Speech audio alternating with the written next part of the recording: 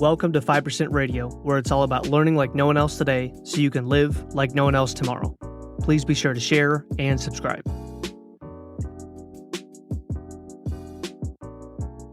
What is up, and welcome back to another episode number 39 of the 5% Radio podcast. In today's episode, I want to talk about something that Alex Hermozi just did recently in one of his YouTube videos where he was actually giving a keynote speech somewhere, and he was talking about the stages of change, and kind of his little title for this specific slide in his talk was labeled "Why Not New?" In other words, the shiny object syndrome, the woman in the red dress that I've talked about in the past, the squirrel, the thing that so many unsuccessful people get stuck on is that I'm going to go from this to this to this to this to this. And I actually, while I'm covering this, I want to give a little bit of a backstory. So I did this for years. I thought the next job was the answer. I thought the next business model, I thought the next company that I would sell for, I always thought, this next venture, this must be the thing, right? Because the reason that I haven't been successful so far clearly cannot be anything internal. It can't be anything to do with me. It must be the fact that I haven't found the right thing yet. I thought that for years and years and years because I was defining success differently back then. I was literally just looking for not a 5%, not time and money. I just wanted to make money. I just wanted to quote unquote make it. That was where I was at for years and years and years because I wanted to do something per se with my life. So I always made the mistake of thinking that the next thing must be the answer. That must be the solution. The next job, the next product that I sell, the next company, the next person that I do management for, the next client, the next this, the next that, the next business model, the next industry that I get into, the next for years. And really, success comes down to not doing something new, but doing something long-term. So why is new less important than just continuing to do something? Here's why. So when you first get started in something, and I'm going through this right now. I have a partner of mine in some marketing agency stuff, and he wants to switch niches all the time. And we had a niche that was going great. And obviously the marketing agency is not my long-term bread and butter, but for now in the self-employed world, I do enjoy it. But one of the things that we started doing was a specific niche. We were booking for venues. We started doing really well with that. And all of a sudden we want to switch niches. He wants to switch niches, and then he wants to switch niches again. So that would be like going from, hey, I'm a plumber, and then the next week you're like, you know what, we're still going to do plumbing, but we're going to do outdoor plumbing for people's ponds and fountains, and then the next week you're like, you know what, we're still in plumbing, but I want to do sprinkler systems. That's where the money's at. So you're still in the same industry, but you're constantly switching. You've got to niche down. You've got to pick a thing. So if you're staying in the same industry, niche down, pick one thing in that industry. If you are not committed, not married to any specific industry yet, stop trying a million different things. The answer is not new. The answer is just getting better at what you're currently already doing. Just keep doing what you're doing. Do more of it, do it better, and then do more of it better. So do more first, then improve what you're doing, and then and only then, if I've maximized doing more and doing better, in other words, so if I'm doing marketing for a company, I can double my efforts on my marketing. We can send out twice as many cold emails. We can send out twice as many cold calls. I can pay twice as much in paid traffic to run ads. We can put twice as many yard signs out in medians and people's front yards and different businesses. I can do twice as many billboards. I can do twice as much, and then I can actually get better. So now me doing more is more effective because now I'm getting better and I'm doing more. Then and only then do I actually try anything new. So most people, here's the path that they take in the stages of change with anything they do. And this is based on, again, a specific slide that really struck me that he gave in this talk. So step one in the stages of change was uninformed optimism. And this is the mistake that everyone makes when they think that the next thing will be better. The grass is greener. Well, the grass over there is either fake or it's fertilized really well by a bunch of poo. But even though it looks greener, it's still grass. So people think, well, the next thing must be the answer. Uninformed optimism. You're kind of on the upswing here. You're getting excited. There's hope. There's potential. This will be better than anything I've ever done, and this is why I haven't succeeded because I haven't found the right thing. And a lot of people are here in their shiny object syndrome journey. They had something that was going okay, and if they would have just, gritted their teeth and just say, okay, I'm going to keep doing this. It's not my favorite thing, but I know I can make it work.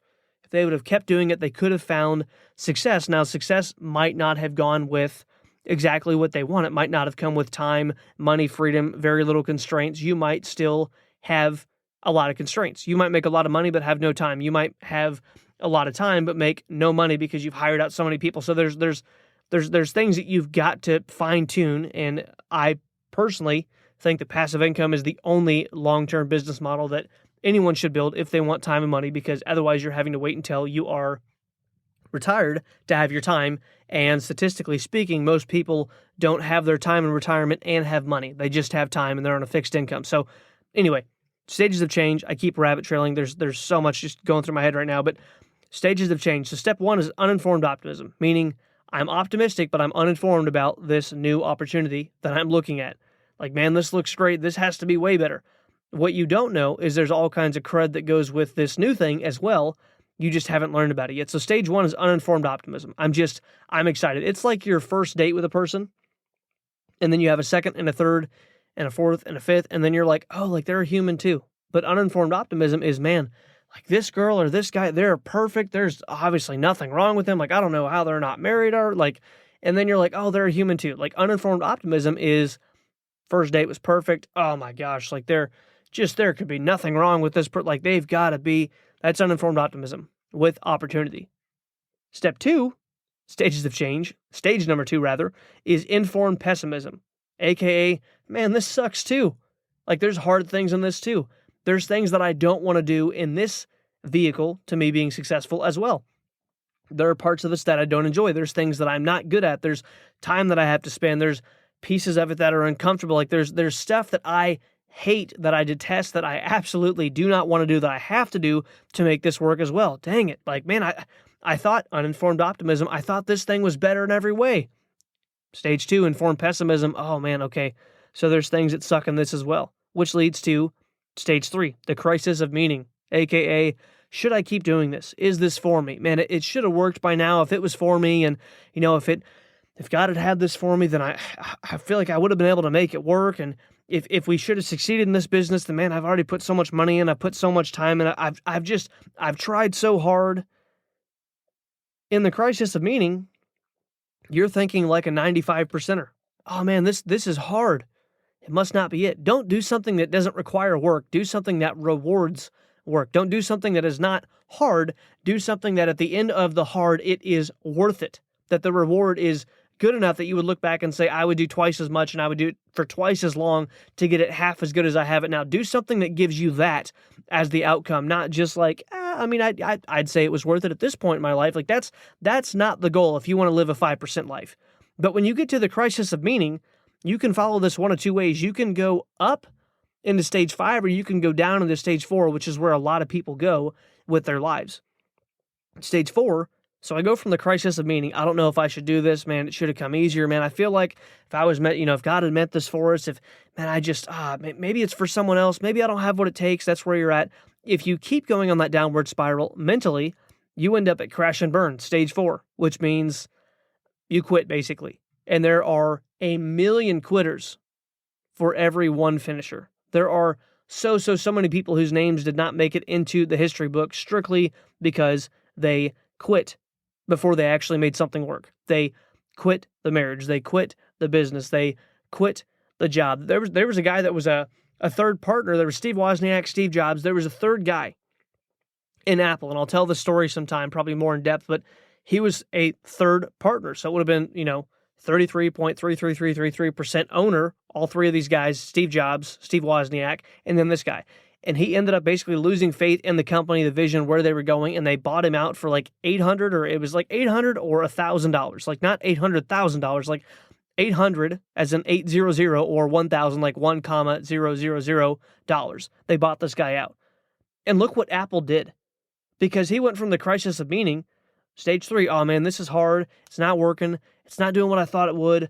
I don't know if this is for me. I mean, all my friends are crazy. Man, it looks really good over there. My buddy's got a job down at the plant, man. He's making $80,000 a year and he's got the weekends off. Man, I feel like I'm working so hard. We put so much into this. And stage 4, crash and burn. You know what, guys? I'm gonna pull everything out and just buy me out. I don't want to do this anymore. I don't think it's gonna work. You guys are nuts. It's not gonna happen. How do you think that guy feels day after day after day when he wakes up and looks in the mirror?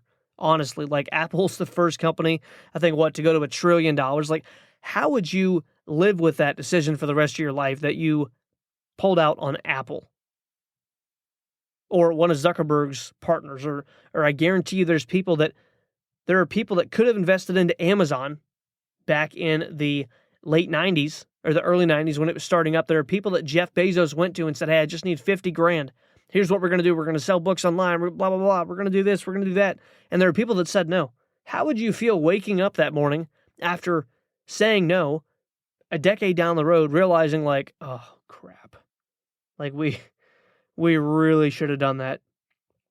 We really, really, really should have given Jeff the 50 grand. We would have been worth 500 million. Like there's so many people because they get to phase 3 and they're like, I don't know. I think I'm going to put on the brakes. We're going to take a vacation. We need to take some time. And then boom, stage 4, crash and burn. And then what happens? They go right back into stage 1, step 1 on the same exact stages of change cycle. Uninformed optimism. Oh, I found this new thing. After I crashed and burned in that old thing, I found this new thing. And this is way better. There's nothing wrong. And then, stage 2.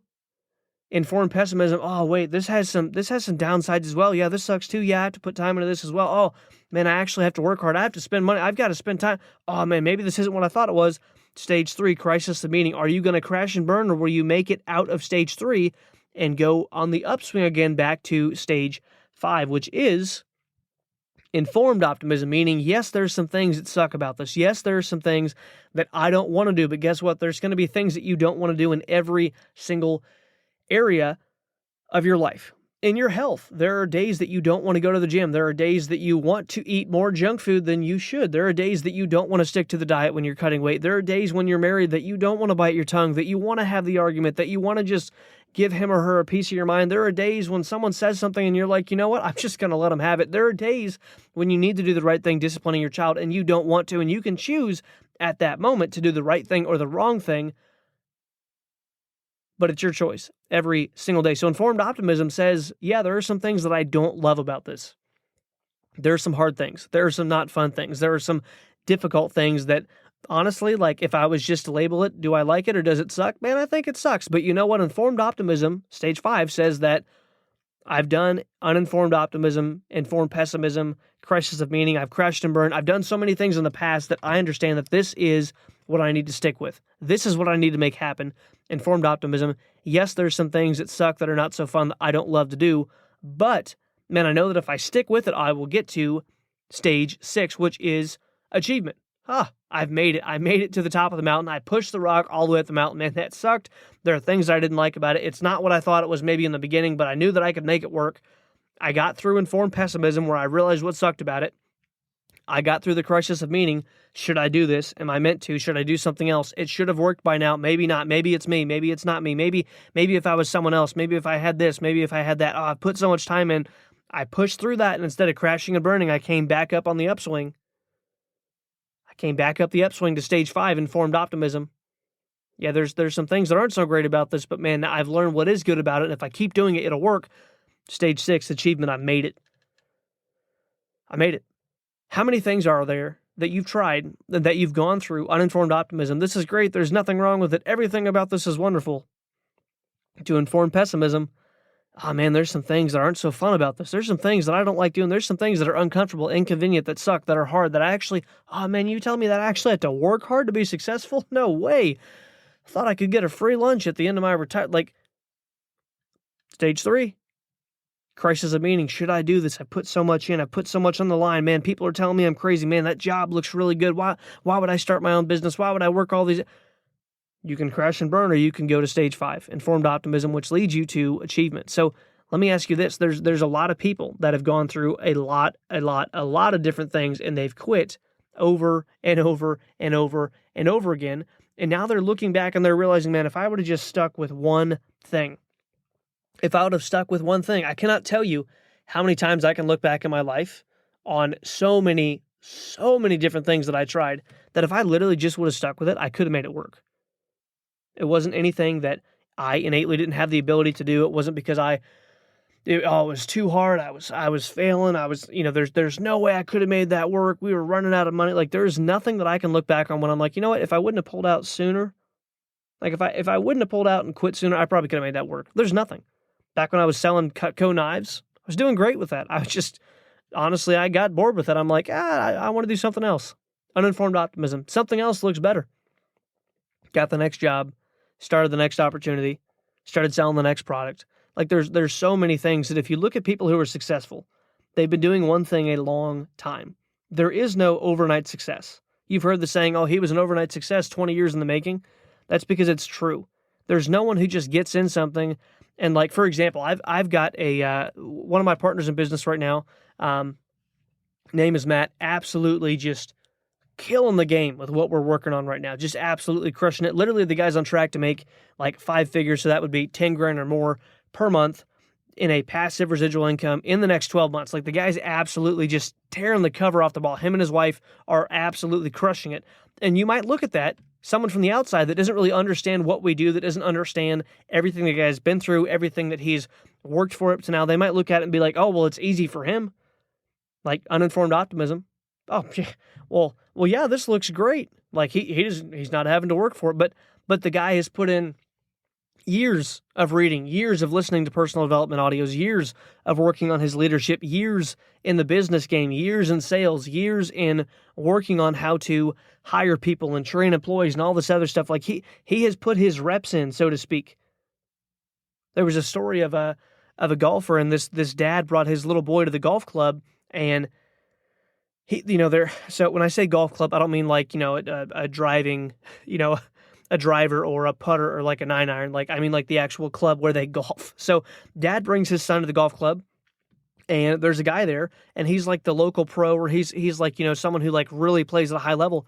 And the dad is talking to the little boy, and he's like, I want to ask this guy, like, how do I get as good as you? And so the little boy goes over and he asks, he says, like, basically, sir, what's it take for me to get as good as you are? Like, what's it take for me to become a professional in what we do, like in golf? Like, I play golf, you play golf. Like, what did it take for you? And the dad standing there with the little boy, and the pro looks at the dad and he's like, can I be honest with him? Like, can I really tell him what it takes? He's like, sure. Because, see, not everyone gets a trophy. There's no trophy for effort in business. There's no reward monetarily because you tried. There's no bonus points or like your sales company, your business that you own. I don't care what you do. I don't care what product you sell, what service you provide. I don't care what job you're in. I don't care what career field you want to go into. There's no bonus. There's no pay incentive. There's no raise. There's no more closed deals. There's no better leads. Like, there's none of that because you, quote unquote, gave it a shot. Like, you get paid for results, and results come from doing things in the dark that come out in results that people see in the light. They're like, oh man, he's so amazing. They don't see what you did in the dark. So the pro looks at the dad and he says, hey, can I tell him like what it really takes? And he's like, yeah, sure, go ahead. And he looks at the little boy and he says this, and don't miss this. He says, I hit 300 balls every day. I hit 300 balls every day. So if you're doing that 7 days a week, let's say that he took 2 days a week off. Let's say that every day meant Monday through Friday. 300 balls every single day, 5 days a week. That's 1,500 shots every single day outside of whatever other golf this guy played, recreationally, training, working on chipping, putting, but he hit 300 balls a day outside of his regular game. 1,500 strokes with a club a week. 1,500.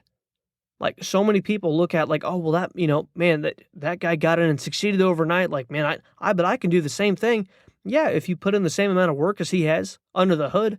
Like, I drive a Toyota Camry because, number one, I drive a ton.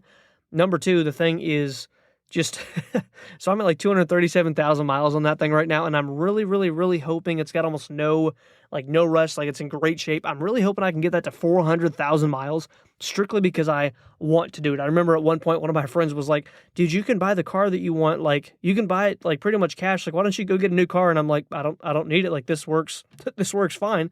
And I'm going to drive the wheels off it anyway. So why would I want to buy something new right now and then drive the tires off that? Like, I'm in a phase of my life right now that I'm having to drive a ton for some of the projects that we're working on. So anyway, so this car that I drive currently, like, if I took that and I had a buddy put 20 grand into it, I've got some friends that are hot rodders, like they can soup up anything. I could put a bunch of money in that car, make it all-wheel drive, get it 700 horse, reinforce the frame. Like, they'd have to change a ton of stuff, drive shaft, transmission. Like, they'd literally have to drop an entirely new, like it would look the same, but everything pretty much would be changed. And you could look at that and be like, oh yeah, it looks like the same vehicle. Man, Camrys must just be fast. Like some dude in a sports car would be like, man, if I just drove a Camry, like I'd be able to beat my friends in races. But you don't see what went on under the hood. You don't see what's beneath the surface. So my buddy Matt, him and his wife, absolutely killing it right now. Absolutely killing it. They're doing amazing. And to some people, it may look like from the outside looking in, like, oh, it's an overnight success story. But they put in so much work behind the scenes that now it's coming out that they're absolutely killing it because there was work put in behind the scenes because they were ready. I will work, I will prepare, I will study. When my opportunity comes, I will be ready. When opportunity and preparedness meet, success happens. Like you've got to be willing to go through, oh, this looks great. You know what? This kind of sucks. Oh, I don't know if I should be doing this. Avoid crash and burn. Come back up. You know what? There are some things that I don't really love about this, but I'm going to keep going. Boom, achievement. You got to be willing to go through those things if you want to be successful. New is not the answer. The next thing is not the answer. Quitting what you currently do to find something quote unquote better is most likely not the answer. If you were to look at your industry, whatever you are doing, whether you're a career, working at a corporate job, 1099 salesperson, I don't care, salary plus commission, I don't care what you do. I don't care if you're in a government job and you're making $180,000 a year, or you just started the business yesterday, or you're starting one in the future, or you're listening to this getting excited, man, I don't know what I'm going to do. I'm looking into all these different business models. Do something and do it incredibly, incredibly, incredibly well. This is the last thing I'll share. So we look at the stages of change, and most people will quit right around stage 3. They will quit. They'll be like, there's things in this that I don't like. We should have made it by now if we've put in so much, and they start counting the cost. I'll do a whole episode on this in the future, but they start counting the cost, and they'll say, well, it would make it just logically, it makes sense that if I put in X, then I should have had Y by now. And if I don't have Y by now, then I must be missing, like something must be right. It's not a mathematical equation. You do X, you get Y. It's not a logical, success is not a logical thing. Go listen to that story that I told a while back about the guy who was a world famous actor, and at the end of his life, like finally his dad was like, okay, now I think you're funny. Listen to all the things that guy went through. Go listen to the story of Walt Disney. Go read about Ray Kroc, the journey that he took. Go listen to stuff about Sam Walton and his journey. Everything that he did was illogical. Go listen to stuff like when Elvis Presley first started singing, he went to his studio, he was a truck driver, and the guy flat out told him, like, yeah, you should keep driving truck, like you're not cut out to sing. Elvis Presley was told that you're not cut out to sing. That's not logical to keep going. If you listen to his story, you'd be like, oh yeah, it looks easy for him. You have no clue what the guy went through. Success is not a logical thing. It's not a mathematical, I do X, I get Y. Like it doesn't work that way. But here's the story. Here's the last thing that I wanted to say. So there was a study done on the top 1% of Facebook advertisers. Now, you can advertise on any platform you want to. This could easily transfer over into anything else, TikTok, Instagram, Snapchat, YouTube, like whatever social platform that you want to look at. But they did a study specifically with Facebook, and the top 1% of advertisers tested 11 times the amount of creative. 11 times the amount of creative, meaning the images and videos for the ads. So someone might look at it and be like, well, I'm not as good as that guy's ads. I don't know why we can't get our agency to grow. The top 1% tested not twice, not 3 times, not 5 times, not 10, 11 times the amount of creative, which is images and videos on Facebook, to find their winners. So they can scale ads to spending $10,000 a day, $50,000 a day, a couple $1 million a month, because they tested so much. So that's the difference. The difference between greatness, the 5% and the 95%, greatness and the rest, the winners and the people that never are willing to put in the effort, the people who are successful and the people that just want to be. It's not a difference of like, oh, this guy tried twice as hard. It's a difference of this guy was willing to do whatever it took. So don't count the cost. Don't get on that cycle and say, oh, man, the next thing is the answer. Again, just to wrap things up here. Stage 1 of change, uninformed optimism. Man, this looks great. Nothing must be wrong with this. Must be the easiest thing ever. Stage 2, informed pessimism. There are some things about this that suck. I'm not sure this is for me. Stage 3, the crisis of meaning. I should have been able to make this work by now. I don't know if this is for me. Maybe I'm not cut out for it. Maybe this, maybe that. Stage 4, you can choose to crash and burn and then go back to stage 1 and find, oh, This is the thing. This is why I didn't succeed last time. Or you can push through to stage 5, informed optimism, meaning yes, some things suck, but I know I can make this work. And then lastly, stage 6, achievement. I want every single one of you listening right now to hit stage 6 in whatever it is that you do. And if you're not doing the right thing now and you're 100% sure that you will find the right thing if you look hard enough, if you try hard enough. But for now, probably what you're already doing, you can make work unless you have a dream that is significantly bigger than what you're doing. Just remember there's a million quitters for every single finisher. So decide today that you're not going to be a quitter and reach stage 6 achievement. Make it happen.